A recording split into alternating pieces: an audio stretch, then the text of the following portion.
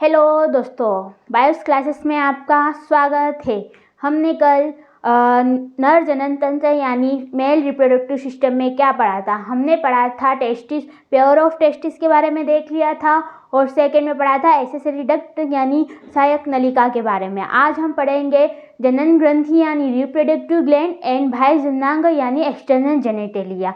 तो आज हम स्टार्ट करेंगे रिप्रोडक्टिव ग्लैंड यानी जनन ग्रंथियों के बारे में। इस डायग्राम में हमने कल बहुत सारी चीज़ें देख ली थी, कुछ चीज़ें बाकी थी जो आज हम पढ़ेंगे, उसके थ्रू देखेंगे कि क्या क्या चीज़ें होती है। ठीक है, आप अपनी एनसीईआरटी को खोल के ही बैठिए। मेरे को लगता है कि आप लोग ने खोल के ही रखी होगी, पर आप अभी भी अपनी एनसीईआरटी खोल ले, अगर नहीं खोली है तो ठीक है। अब हम पढ़ते हैं जनन ग्रंथियाँ यानी रिप्रोडक्टिव ग्लैंड।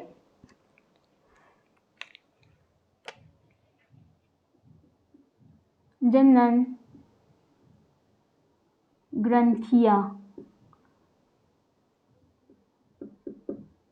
यानी रिप्रोडक्टिव ग्लैंड।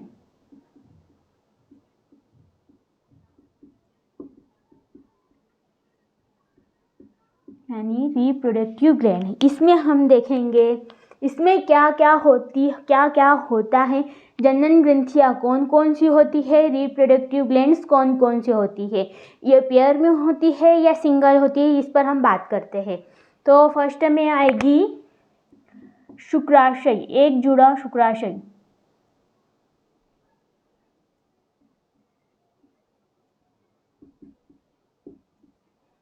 एक जोड़ा शुक्राशय यानी पेयर ऑफ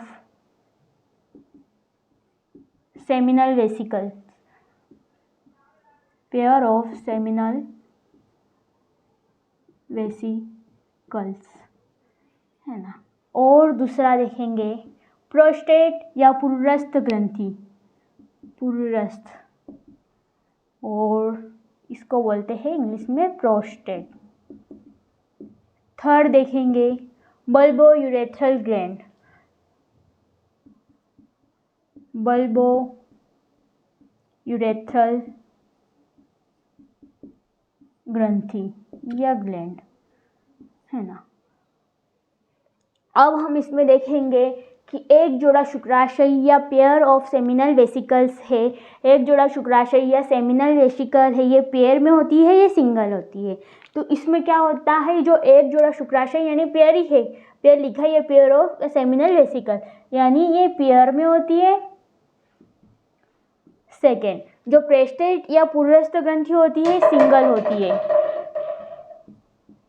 और बल्बो यूरेथ्रल ग्रंथि ये भी होती है पेयर में। किसमें होती है, पेयर में। अब हम देखने वाले हैं कि एक जोड़ा शुक्राशय, पुरुरस्थ, प्रोस्टेट ग्लैंड या बल्बो यूरेथ्रल ग्लैंड ये कहाँ पर होती है।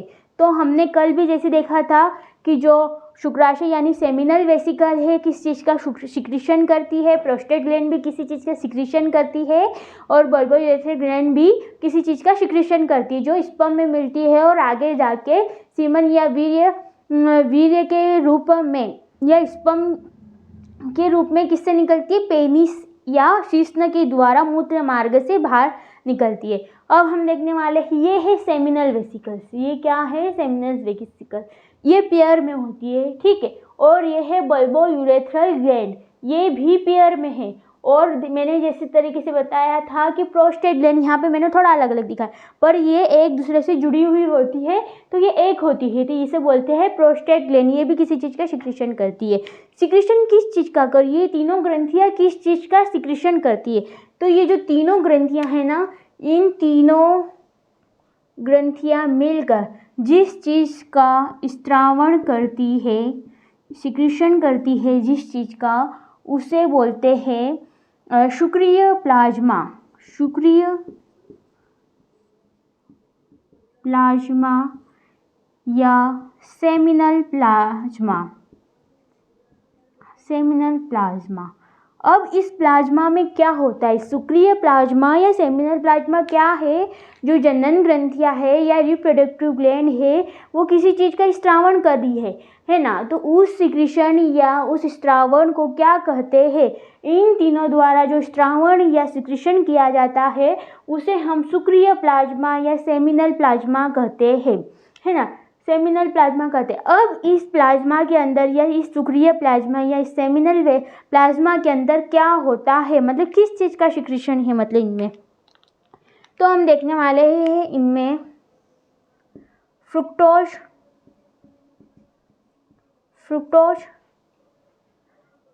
कुछ एंजाइम,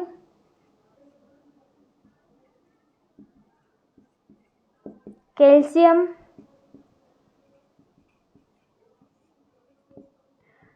तथा सिट्रिक अम्ल। इस प्लाज्मा में या इस सेमिनल प्लाज्मा में क्या क्या होता है, इस सेमिनल प्लाज्मा में फ्रुक्टोज, कुछ एंजाइम, कैल्शियम या सिट्रिक अम्ल होता है। आगे ये बात में क्या देखा है, जनन ग्रंथियाँ या रिप्रोडक्टिव ग्लैंड में क्या क्या होता है, जनन ग्रंथि और रिप्रोडक्टिव ग्लैंड में क्या क्या होता है, इस बात पर हमने चर्चा की। तो कौन कौन सी ग्लैंड्स होती है, कौन कौन सी ग्रंथि होती है, एक जोड़ा शुक्राशय यानी pair of seminal vesicles, second है पुरुरस्थ यानी प्रोस्टेट ग्लैंड, थर्ड है बल्बोयूरेथ्रल ग्रंथि यानी बल्बोयूरेथ्रल ग्लैंड। इन तीनों के द्वारा किसी चीज़ का स्त्रावण किया जाता है, इन तीनों के द्वारा जिस चीज़ का स्त्रावण किया जाता है उस स्त्रावण को शुक्रिय प्लाज्मा या सेमिनल वेसिकल बोलते हैं। इस सेमिनल वेसिकल में क्या क्या चीज़ें होती है, सेमिनल वेसिकल में फ्रुक्टोज, कुछ एंजाइम या एंजाइम को प्रकीर्णन भी बोलते हैं, कैल्शियम और सिट्रिक अम्ल होते हैं।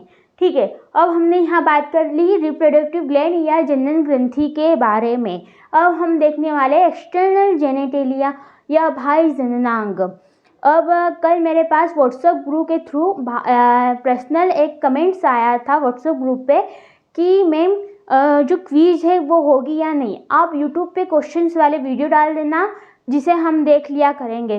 तो मैं भी क्या करूँगी कि वीक में एक बार क्या करेंगे कि क्वेश्चन प्रैक्टिस जो करवाना, जितना पढ़ा दिया जाएगा उस पर बेस्ड या उस पर आधारित जो क्वेश्चंस रहेंगे उसका एक वीडियो बना दिया जाएगा और वीक में एक बार अपलोड कर दिया जाएगा। तो आप उसको देखोगे तो आपको पता चल जाएगा कि जो कुछ भी हमने पढ़ा है उस पर किस किस तरीके से क्वेश्चंस बन सकते हैं। तो वीक में एक बार उस चीज़ को भी अपलोड किया जाएगा और आप उस चीज़ को देखोगे, उसके बाद में आपको पता चल जाएगा कि हाँ हमने जो पढ़ा तो उसमें कौन कौन से क्वेश्चंस बन रहे हैं। बाकी तो आप एक्स्ट्रा क्वेश्चंस भी लगाना, बुक्स के थ्रू कोई सी भी बुक्स प्रिपेयर कर लेना, उसके थ्रू क्वेश्चंस लगाते रहना। जो मैं पढ़ाती जाऊँ उसके बाद में एनसीईआरटी रीडिंग भी करना।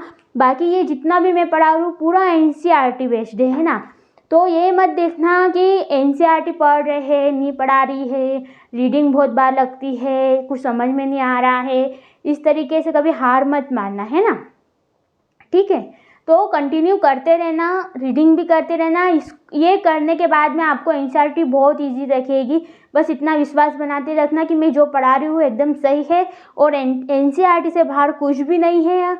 आप ये पढ़ोगे उसके बाद में एनसीईआरटी आपको बहुत इजी लगेगी। ठीक है, अब हम देखते हैं एक्सटर्नल जेनिटेलिया यानी बाह्य जननांग।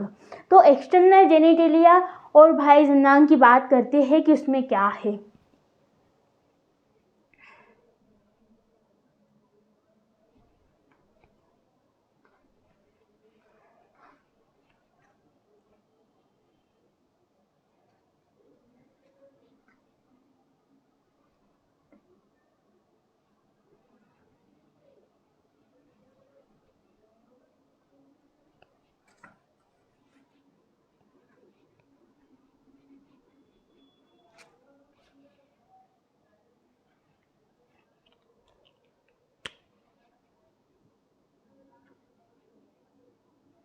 बाह्य जननांग यानी एक्सटर्नल जेनिटेलिया। अब इस एक्सटर्नल जेनिटेलिया या बाह्य जननांग में कौन सा अंग आता है, तो इस एक्सटर्नल जेनिटेलिया या बाह्य जननांग में कौन सा अंग है, तो इसमें आता है पेनिस। इसमें कौन आता है? पेनिस। इसमें आता है पेनिस यानी शीश्न। शीश्न हमने देखा था कहाँ पर? ये जो है इसे बोलते हैं शीश्न। अब शीश्न कैसे क्या होता है, शीश्न क्या चीज़ करता है, क्या है, इसके बारे में देखते हैं। जो शीश्न है ना, वो विशिष्ट प्रकार के ऊतकों से बना होता है और स्पेशल प्रकार के टिश्यू से मिलकर बना होता है शीश्न। शीश्न किन से मिलकर बना होता है? विशिष्ट प्रकार के ऊतक या स्पेशल प्रकार के टिश्यू से मिलकर बना होता है। तो ये किन से मिलकर बना होता है? विशिष्ट प्रकार के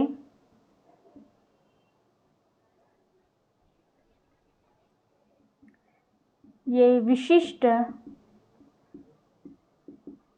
प्रकार के ऊतकों से मिलकर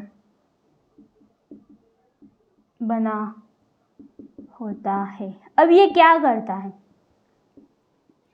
ये जो है उद्घर्षण, शीश्न को उद्घर्षण, जो ये विशिष्ट प्रकार के ऊतक से बनाती है, विशिष्ट प्रकार के ऊतक से क्यों बन रहा है? ये विशिष्ट प्रकार से ऊतकों से बना होता है, इसलिए ये उठान, इरेक्शन या उद्घर्षण में मदद करते हैं। शीश्न को उठान, इरेक्शन और उद्घर्षण में मदद कौन करते हैं? ये जो विशिष्ट प्रकार के ऊतकों से मिलकर बना है शीश्न, यही शीश्न के लिए उठान और इरेक्शन यानी उद्घर्षण में मदद करते हैं।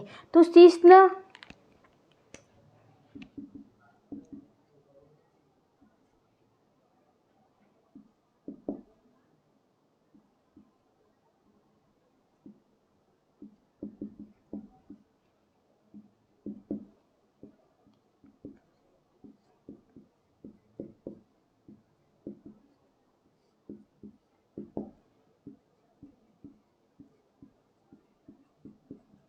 आगे बात समझ में, जो शीश्न के उठान, इरेक्शन या उद्घर्षण में मदद करती है। शीश्न किन से मिलकर बना होता है? शीश्न विशिष्ट प्रकार के ऊतकों से मिलकर बना होता है, जो शीश्न के उठान, उद्घर्षण तथा इरेक्शन में मदद करता है।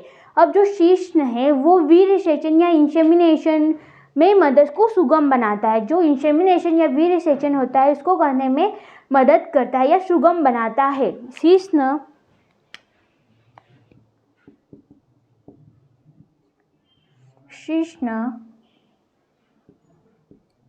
वीर्यसेचन को सुगम बनाता है ना। शीश्न क्या करता है? वो वीर्यसेचन या इंसेमिनेशन को सुगम बनाता है। तो अब देखते हैं हम आगे। शीश्न वीर्यसेचन या इंसेमिनेशन को सुगम बनाता है। अब जो ये शीश्न है, ये शीश्न का अग्र उठा हुआ भाग क्या कहलाता है? शीश्न का ये जो अग्र उठा हुआ भाग है ना, इसे क्या कहते हैं? जो ये शीश्न का दिख रहा है अग्र उठा हुआ भाग, इसे बोलते हैं अग्रमुंड, शीश्न मुंड या बोलते हैं ग्लांस पेनिस। शीश्न मुंड या ग्लांस पेनिस किसको बोलते हैं? शीश्न के अग्र उठे हुए भाग को बोलते हैं शीश्न मुंड या ग्लांस पेनिस बोलते हैं। अग्र उठा हुआ भाग शीश्न मुंड या ग्लांस पेनिस कहते हैं। अब इसके बाद में जो आता है, ये जो ग्लांस पेनिस है, ये जो ग्लांस पेनिस दिख रहा है या शीश्न मुंड दिख रहा है, ये एक झिल्ली से, एक त्वचा से ढका होता है। ये एक त्वचा से ढका होता है, एक पतली त्वचा से ढका होता है, जिसे हम फोर स्किन या अग्रशद बोलते हैं। क्या बोलते हैं? फोर स्किन या अग्रशद। जो शीश्न मुंड है या ग्लांस पेनिस है, वो एक स्किन से ढका हुआ रहता है, जिसे हम बोलते हैं फोर स्किन्स या अग्रशद। शीश्न मुंड त्वचा से ढका होता है, जिसे हम फोर स्किन या अग्रशद बोलते हैं। अग्रशद बोलते हैं। ठीक है, हमने अब देख लिया है एक्सटर्नल जेनिटेलिया या बाह्य जननांग में क्या होता है। ये एक्सटर्नल या बाह्य जननांग के अंतर्गत शिश्न आता है। शिश्न विशेष प्रकार के ऊतकों से बना होता है जो शिश्न के उठान, उद्घर्षण या इरेक्शन में मदद करता है। ये जो शिश्न है ये वीर्यसेचन को सुगम बनाता है या इंसेमिनेशन को सुगम बनाता है। शिश्न का जो अग्र उठा हुआ भाग होता है उसे हम बोलते हैं शिश्न मुंड या ग्लांस पेनिस बोलते हैं। ये ग्लांस पेनिस एक त्वचा से ढका हुआ होता है जिसे हम बोलते हैं फोरस्किन या अग्रछद बोलते हैं। ठीक है, ये भी हमारा कंप्लीट हो गया क्या, बाह्य जननांग या एक्सटर्नल जेनिटेलिया।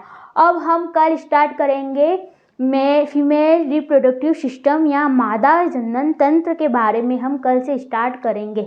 यहाँ पर हमने देख लिया है नर जनन तंत्र, यहाँ पर हमारा कंप्लीट होता है। अब हम देखेंगे मादा जनन तंत्र यानी फीमेल रिप्रोडक्टिव सिस्टम। ठीक है दोस्तों, अपन कल मिलते हैं। अब आप अपनी तैयारी पर इसी तरह लगे रहिए और अपनी तैयारी को कंटिन्यू रखें और अपनी एग्ज़ाम में फोड़ देना अच्छे से नीट को, है ना। ठीक है, बेस्ट ऑफ लक।